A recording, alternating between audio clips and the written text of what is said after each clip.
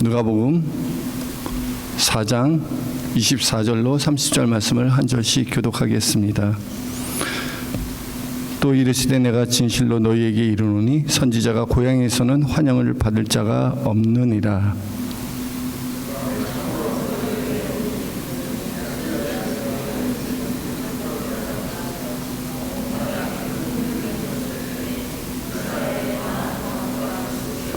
엘리야가 그중 한 사람에게도 보내심을 받지 않고 오직 시돈 땅에 있는 사렙다의 한 과부에게 뿐이었으며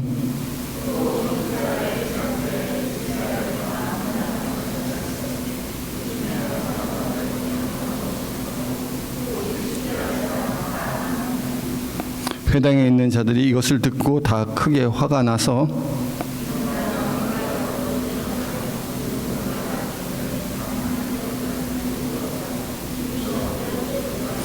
다 같이 예수께서 그들 가운데로 지나서 가시니라. 아멘. 할렐루야. 우리 많은 사람들이 예수님에 관해서는 참 잘 알고 있습니다. 제 기억에는 제가 초등학교 윤리 시간이었던 것 같습니다. 세계 4대 성인에 대해서 배웠습니다. 여러분도 혹시 그렇게 배우지 않았습니까? 세계 4대 성인이 있다는 것을요. 인류 역사에 지대한 영향력을 끼쳤던 성인들이 있다는 것입니다. 그래서 서양에는 소크라테스라는 철학자가 있었고요. 또 인도에는 석가모니가 있었고, 중국에는 공자가 있었고요. 그리고 이스라엘에는 예수님이 있었다는 것입니다.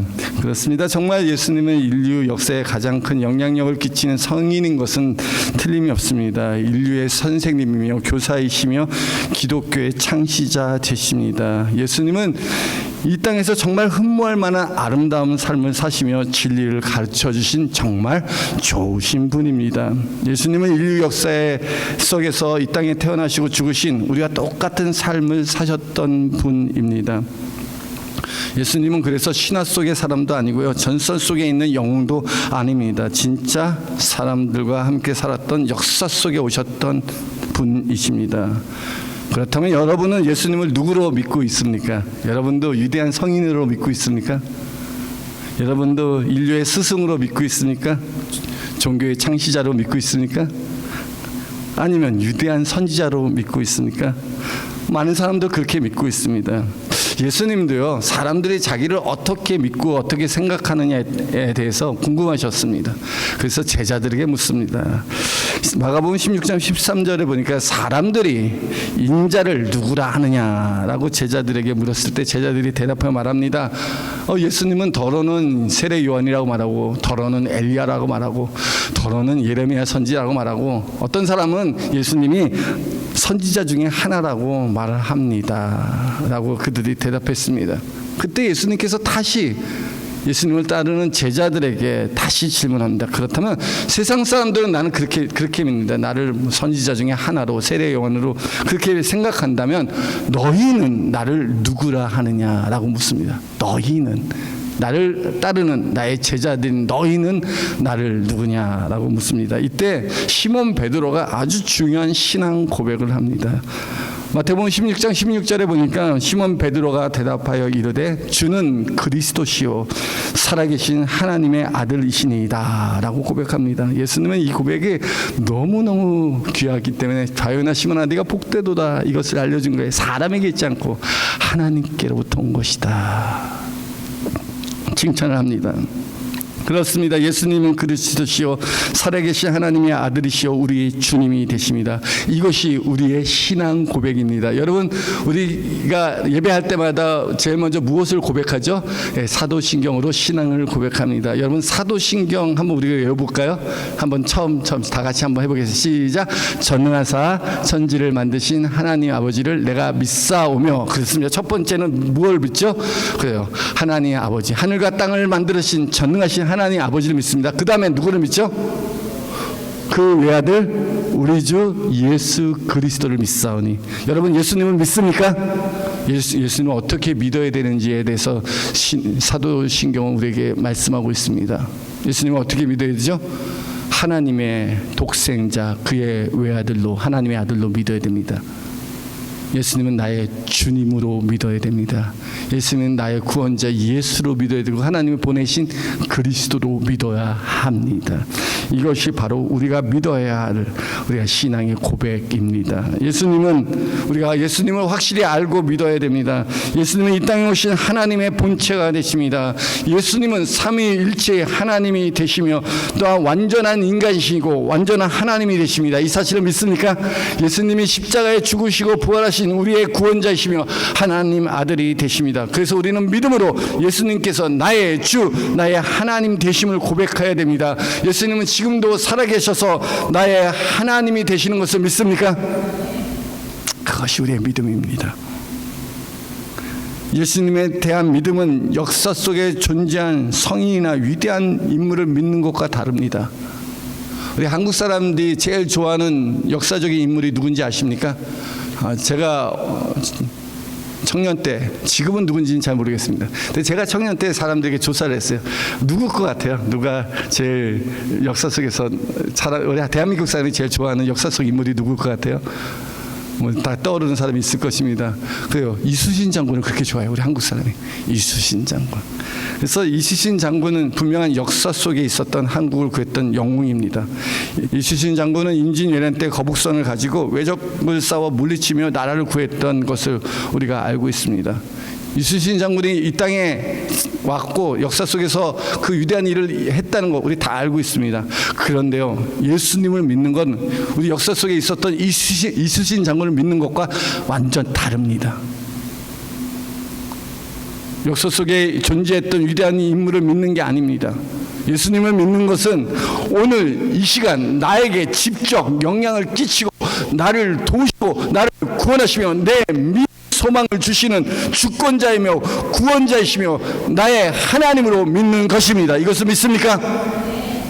이미 역사 속에 사라졌던 옛사람, 옛 성인들은 우리에게 삶의 교훈은 줄지언정 우리를 도울 수 없습니다. 그들의 이름이 우리를 도울 수 없습니다. 그러나 하나님은, 하나님의 아들 우리 주 예수 그리스도는 지금도 살아 계셔서 그의 이름을 부르는 자들에게 구원을 베푸시는 전능자가 되십니다. 이 사실을 믿습니까? 우리가 믿어야 할 믿음이 바로 여기 있습니다. 예수님은 이 땅에 오셔서 천국 복음을 전파하시고 하나님 말씀을 가르치시며 이적과 표적을 행하시고 병든 자를 고치시고 구원하시고 귀신을 내어 쫓았습니다. 예수님의 공생애 중에는 수많은 사람들이 예수님을 찾아왔습니다. 정말 많은 사람들이 예수님께 모였습니다.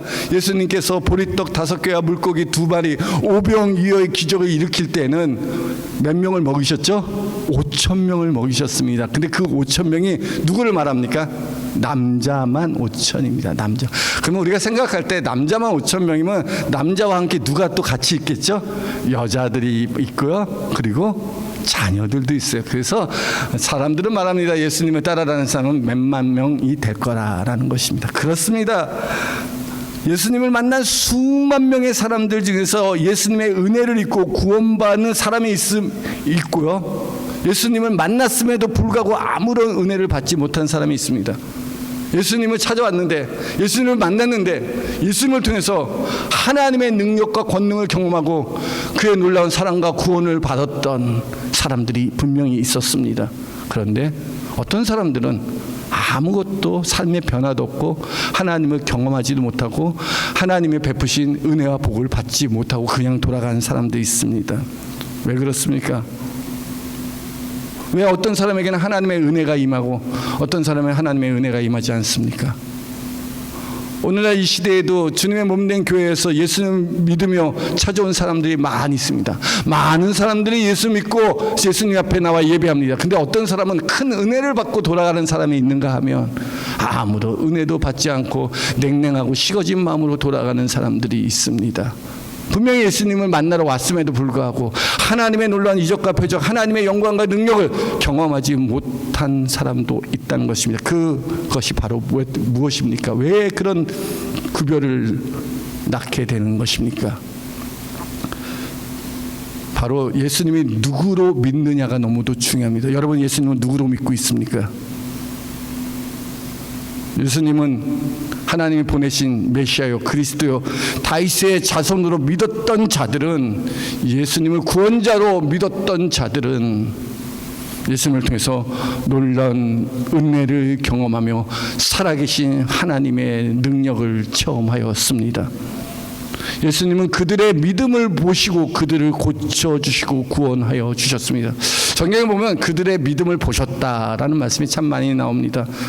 예수님은 찾아오는 중풍병자가 그랬고요. 문둥병자도 소경도 젊은이도 귀머거리도 혈루병도 손마른 자도 귀신 들린 자도 각색 질병을 걸린 많은 사람들이 예수님을 하나님이 보내신 메시아인 것을 믿고 간구하였을 때 예수님을 통해 하나님의 능력과 하나님의 은혜가 저들에게 임함으로 말미암아 저들이 하나님의 구원을 경험하게 되었습니다.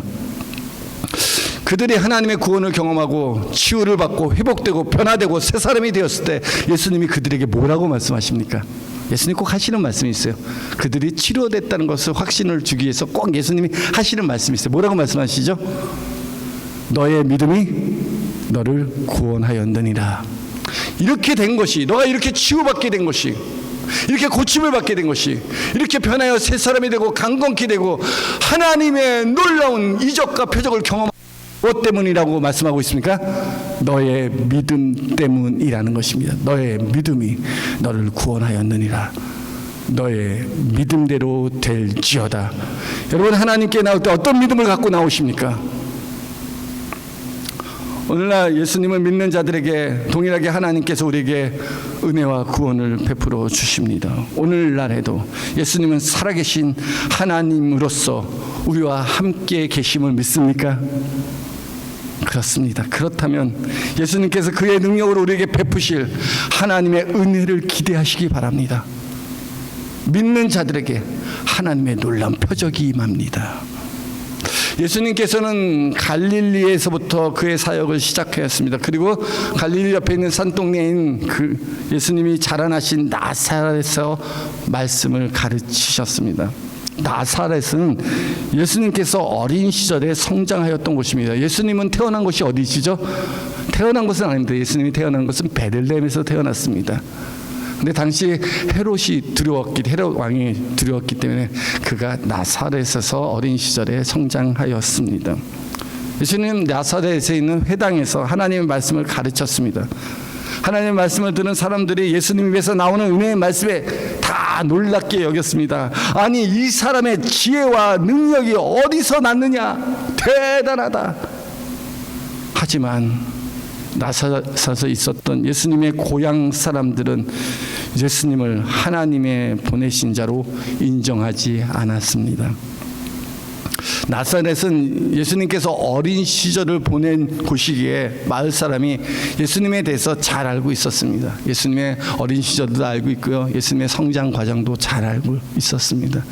예수님의 부모도 알고 있고 그의 형제 자매도 알고 있었습니다. 4장 22절에 보니까 이 사람이 요셉의 아들이 아니냐 하고 반문합니다. 이 놀라운 지혜와 권능이 있다 할지라도 이거 사람의 아들 아니냐, 우리가 다 아는 요셉의 아들 아니냐. 마태복음 13장 55절에도 동일한 성경 구절입니다. 동일한 사건을 내용한 성경 구절인데 이는 그 목수의 아들이 아니냐, 그 어머니는 마리아, 그 형제들은 야고보, 요셉, 시몬, 유다라 하지 않느냐, 그 누이들은 다 우리와 함께 있지 아니하냐. 그런즉 이 사람의 모든 것이 어디에서 났느냐 하고 예수님을 배척한지라. 아니, 이 사람 보니까 예수님이 아무리 권능의 말씀을 전하고 그의 능력을 행한다 할지라도 이 사람 내가 아는 사람이야. 어렸을 때부터 알고 이 사람이 가족들도 우리가 함께 하는데 이 사람의 지혜와 권능이 어디서부터 오냐, 이거 우리가 착각한 거다, 잘못 알은 거다 하며 예수님을 배척하고 받아들이지 않습니다. 예수님은 고향에 있는 사람들은 예수님을 단지 한 인간으로만 생각하였습니다. 나사렛에 있는 사람들은요, 예수님을 자기와 같은 수준으로 생각하고 예수님을 하나님이 보내신 메시아로 받아들이지 않았던 것입니다. 그러하기에 선지자가 자기 집과 고향에서는 환영받지도 존경받지도 못한다고 말씀하고 있습니다. 예수님께서 하나님의 능력으로 역사할 뿐만 아니라 하나님의 놀라운 은혜로 충만할지라도 그들이 믿지 못한다면 예수님을 통해서 우리에게 주신 하나님의 사랑과 능력과 은혜와 축복이 믿지 않는 그들에게 임하지 않습니다. 마태복음 13장 58절에도 그들이 믿지 않음으로 말미암아 거기서 많은 능력을 행하지 아니하시느니라. 예수님이 왔어요. 예수님이 가는 곳곳마다 하나님의 능력이 임하고 귀신이 떠나고 병든 자가 치료되고 하나님의 구원의 은혜가 그 땅 가운데 임하였지만 그들이 믿지 아니함으로 말미암아 거기서 많은 능력을 행하지 아니했다는 것입니다. 여러분 한번 생각해 봅시다. 나사렛에도 하나님의 은혜와 축복이 필요한 갈급한 심령들이 있었을 것입니다. 거기에도 하나님의 은혜 없이 살아갈 수 없는 불쌍한 영혼들이 있었을 텐데요. 예수님이 찾아왔음에도 불구하고 그들이 갖고 있는 상처와 아픔과 질병에서 이제 자유케 되고 고통에서 벗어날 수 있는 유일한 기회가 됨에도 불구하고 예수님이 오셨음에도 그들은 예수님을 영접하지도 않고 믿지도 않음으로 인하여 그곳에서 예수님의 능력이 역사하지 않았던 것입니다. 어쩌면 우리 가운데서 예수님의 은혜 없이는 살아갈 수 없습니다. 지금은 당장 예수님의 축복이 필요합니다라고 간절히 기다리는 사람들이 있을 것입니다. 근데 예수님을 믿지 않아요. 예수님을 믿지 않아요. 예수님은 그냥 역사 속에 있는 사람이며 좋은 말 해주는 선생으로만 알고 있지 나의 주인으로 나의 하나님으로 믿지 않아요. 그래서 예수님이 아무리 말씀하셔도 그 말씀을 듣고 믿음으로 순종합니까? 안 합니까? 순종하지 않아요. 예수님 따로 나 따로 살아요. 그러면서 예수님 믿는다고 예수님을 찾아옵니다. 그런데 그런 사람에게, 예수님을 믿지 않는 사람에게 예수님의 능력이 임할까요? 아니요, 임하지 않습니다. 마태복음 6장 5절에도 동일한 말씀이 있습니다. 거기에서 아무 권능도 행할 수 없어 다만 소수의 병자에게 안수하여 고칠 뿐이라. 안 믿어요. 안 믿으니까 예수님께서 그래도 소수의 병자에게 안수하여 고칠 뿐이었습니다. 더 많은 은혜가, 더 많은 축복이, 더 많은 구원이 그 땅에 임하여야 될 터인데 믿지 않음으로 말미암아 하나님의 능력이 소수에게만 임했습니다. 마태복음 6장 6절에는 이런 말씀이 있습니다. 그들이 믿지 않음을 이상히 여기셨더라. 왜 안 믿지? 이렇게 하나님이 좋은 것을 주셨는데 왜 안 믿지? 예수님을 믿어야 믿어야 살 수 있는 사람들이, 하나님을 믿어야 살 수 있는 사람들이 이렇게 하나님의 아들이 오셨는데, 하나님을 보내신 그리스도가 오셨는데 그들이 믿지 않는다는 거예요. 어떻게 저들이 믿지 않고 살아갈 수 있지? 이것을 참으로 이상히 여기셨습니다. 마치 병에 걸린 사람이 정말 명의를 만났습니다. 정말 유능한 의사를 만나서 치료받기 위해서 다 처방을 받았어요. 이렇게 약을 먹고 이렇게 치료하면 당신이 살 겁니다 라고 말했음에도 불구하고 이 환자가 의사의 말을 믿지 않는 거예요.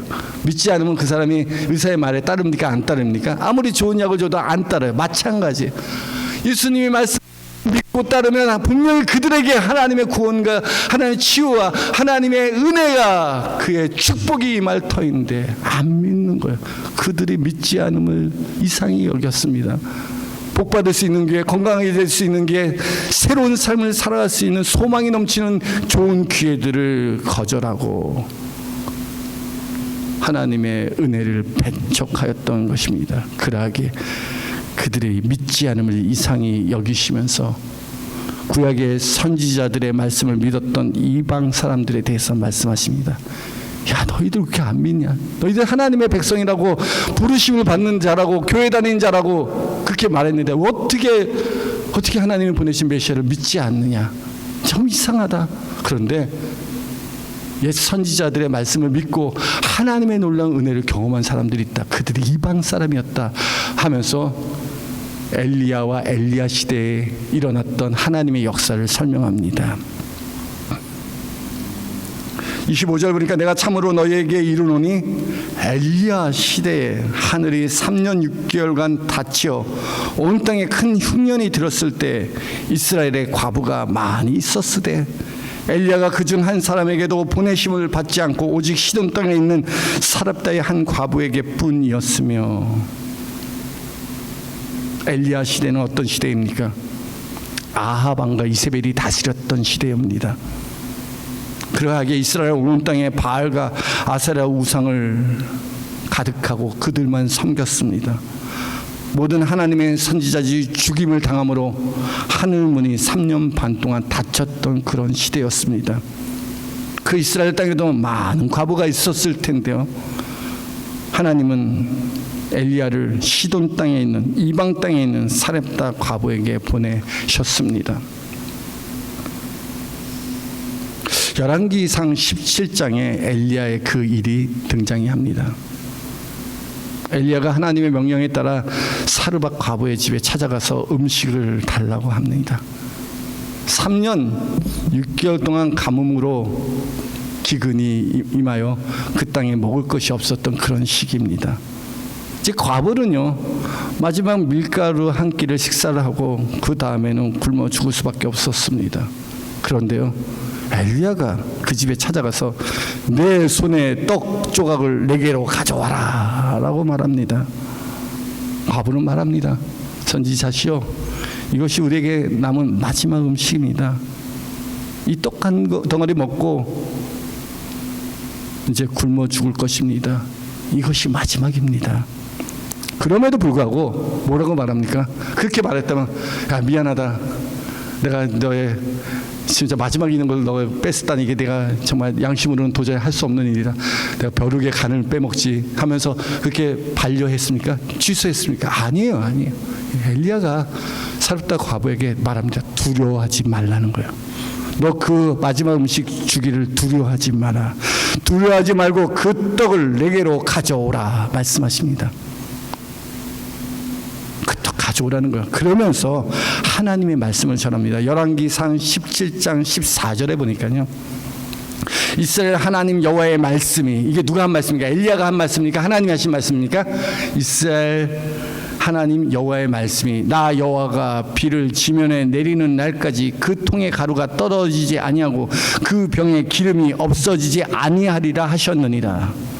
하나님, 엘리야가 그 과부에게 하나님의 말씀을 전합니다. 너가 그 떡 나한테 줘도 굶어 죽지 않을 거다. 왜냐하면 네 빈 밀가루통에 가루가 떨어지지 아니하고 빈 기름병에 기름이 없어지지 않을 거다. 죽지 않을 거다 라고 말합니다. 사랑하는 성도 여러분, 이 사렙다 과부가, 엘리야가 저는 하나님의 말씀을 믿었습니까? 믿지 않았습니까? 성경은 그가 믿었습니다. 그 과부가 믿었습니다. 여러분이라면 어떻게 하시겠습니까?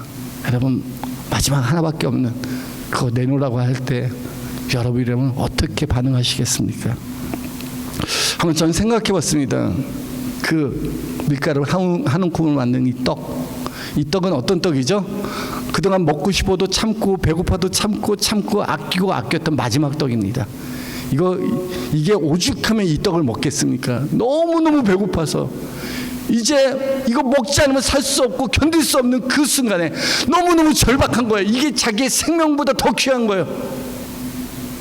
그 마지막 떡 한 거리, 떡 한, 그걸 달라는 거예요. 근데 그 떡을 줄 수 있겠습니까? 이 떡과 내 생명이 직결되어 있는데 이걸 달라는 거예요. 이거 줄 수 있겠습니까? 만일 사르밧 과부가 엘리야를 통해서 주신 하나님의 말씀을 믿지 않았다면, 하나님이 그렇게 하실 것을 믿지 않았다면 결코 순종하지 못했을 것입니다. 우리 마찬가지입니다. 우리도 하나님이 행하신 그 놀라운 이적과 표적, 하나님이 행하신 그 일들을 믿지 못한다면 우리 역시도 동일하게 내려놓지도 못하고 순종할 수도 없는 그런 연약한 존재입니다. 과부는, 그 사르밧의 과부는 궁극적으로 하나님의 말씀을 믿고 순종했습니다.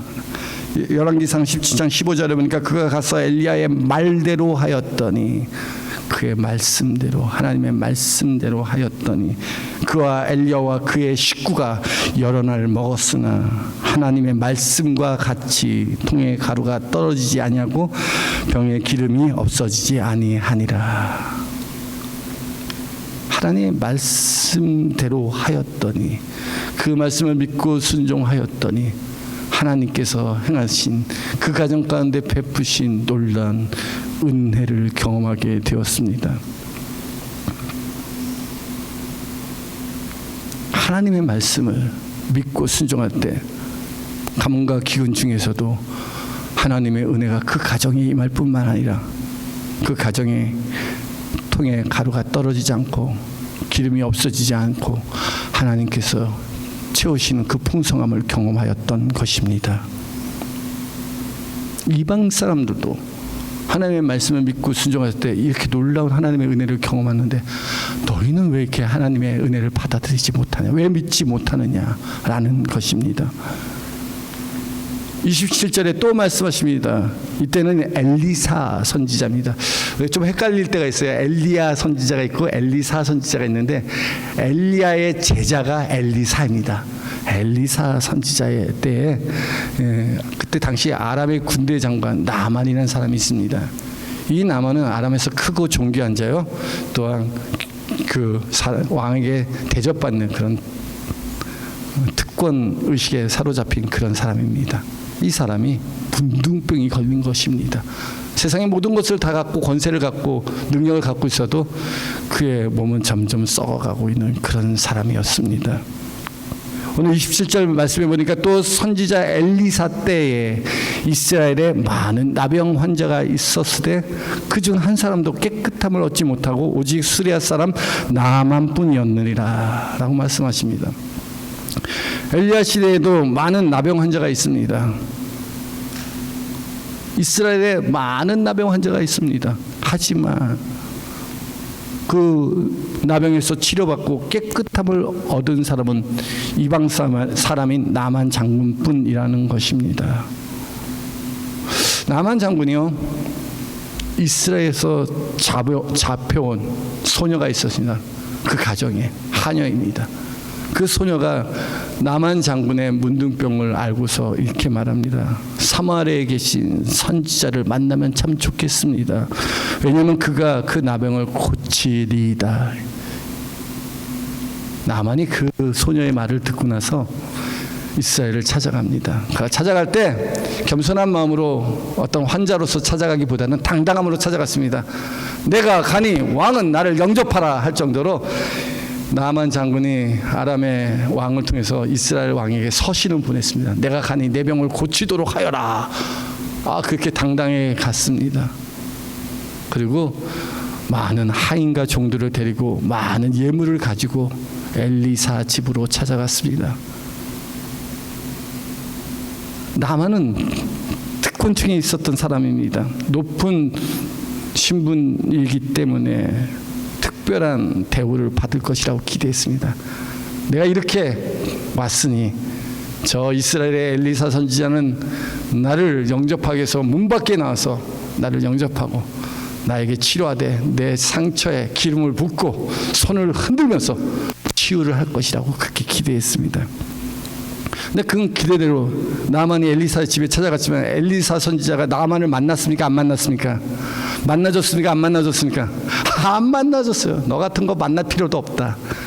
네가 아무리 세상에서 당당해도 하나님 앞에서 아무것도 아니다. 만날 필요도 없다. 그러나 네가 믿고 나를 찾아왔으니, 믿음으로 여기까지 왔으니 내가 하나님의 은혜로 너의 병을 치료해 주겠다 하고, 그런 마음으로 엘리사가 그의 종 사환을 보냅니다. 집 밖에, 집에 들어오지도 못하고 밖에 보내서 뭐라고 말합니까? 요단강에서 7번 씻으라. 그러면 네 살이 회복되어 깨끗하게 되리라. 요단강에서 7번 씻으라는 겁니다. 나만이 이 말 듣고 기뻤습니까? 화를 냈습니까? 깨끗하게 치료된다는데 화가 났어요. 나만은 자존심 강한 사람입니다. 자기가 이렇게 대우받는 것이 있을 수 없는 일입니다. 오히려 그는 화를 내고 돌아갑니다. 자신의 생각대로 치료받지 못해서 자존심이 상합니다. 또 요단강에서 7번 씻는 일은 너무 하찮은 일로 여겨집니다. 이렇게 하찮은 별거 아닌 일을 하는데 내게 이런 하나님의 놀라운 은혜와 능력이 임한다고? 말도 안 돼. 이거 우리 강에도, 우리나라에도 요단강보다 더 좋은 강이 있는데 차라리 우리 강에서 씻지. 이 요단강 조그만 이런 강에서 7번 씻는다고 무슨 일이 있겠어? 라고 하나님 말씀을 들었어도 자기의 자존심 때문에 그 말씀을 믿지 않고 오히려 분노하고 떠나려고 합니다. 여러분 어떻습니까? 여러분 정말 하나님께서 기도할 때 여러분에게 하나님이 하신 말씀을 온전히 전심으로 순종하고 믿습니까? 하나님이 우리에게 요구하는 거 어쩌면 너무도 쉽고 단순한 것일 수 있습니다. 야, 하루에 10분만 내게 기도해라. 하루에 30분만 나의 삶 속에서 너가 구별해 묵상해라. 너가 전심으로 나의 일에 헌신하며 나와 함께 하셨구나. 어쩌면 하나님께서 우리에게 말씀하신 세상의 도전들이 그렇게 무거운 것이 아닙니다. 마음만 먹으면요, 언제든지 할 수 있는, 요단강에서 7번 씻는 것과 같은 그런 쉬운 일인 것입니다. 그런데 그런 감화 감동이 줌에도 불구하고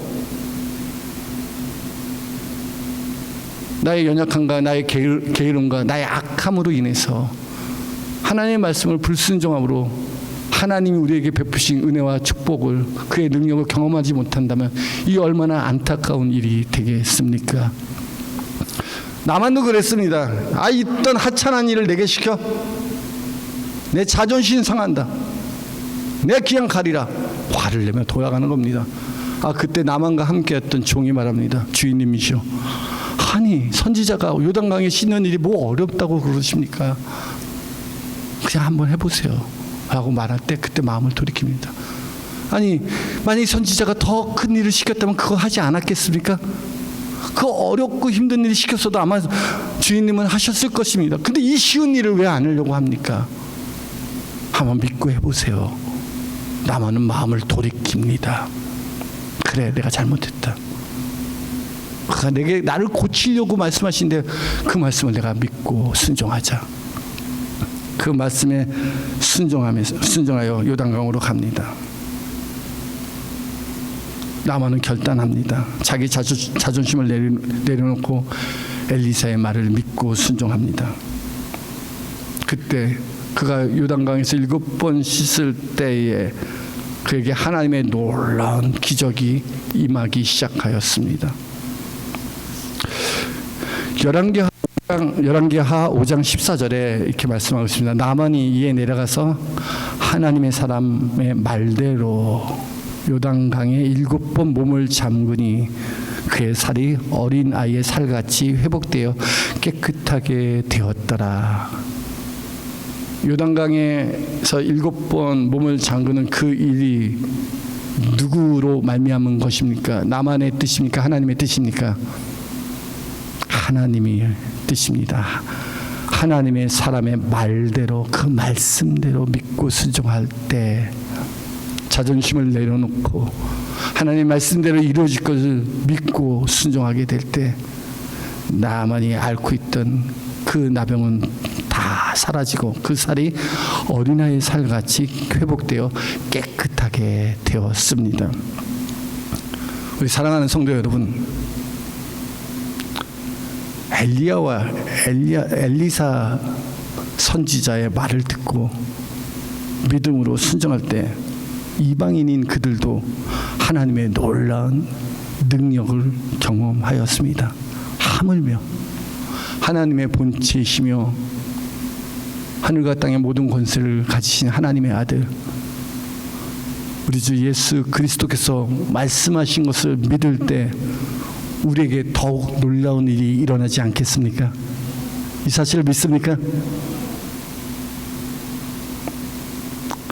우리가 정말 믿어야 되는 것은 우리 주님은 죽은 하나님이 아니라 지금도 살아서 우리 가운데 역사하시는 살아계신 하나님이십니다. 우리 주 예수 그리스도는 어제나 오늘이나 영원토록 동일하신 하나님이 되십니다. 구약에도 신약에도 오늘날에도 하나님의 말씀을 믿는 자들에게 동일하게 하나님의 놀라운 은혜가 임하게 됩니다. 오늘날 우리에게 하나님이 어떻게 말씀하십니까? 우리에게 준 계시의 말씀, 성경 말씀을 통해서, 성령을 통해서 우리에게 감화 감동 조명해 주심으로 말미암아 하나님이 살아계신 말씀, 레마의 말씀을 우리 영혼에 비춰 주십니다. 여러분, 하나님의 말씀을 받을 때 우리는 결단해야 됩니다. 하나님의 말씀을 믿을 것인가 아니면 배척할 것인가 결단해야 합니다. 여러분 어떻게 하시겠습니까? 하나님의 말씀이 여러분 가운데 임했음에도 불구하고 여러분 그것을 받아들이겠습니까? 아니면 거절하시겠습니까? 오늘날에도 우리 주님은 시공을 초월하신 전능하신 하나님이십니다. 그러하기에 오늘도 주의 이름을 부르는 자들에게 구원을 베푸시며 하나님의 크신 은혜를 허락하여 주십니다.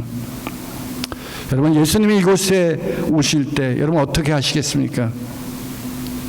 우리가 주님의 이름을 부르며 주님을 간절히 찾는 자들에게 만나 주시겠다고 말씀하십니다.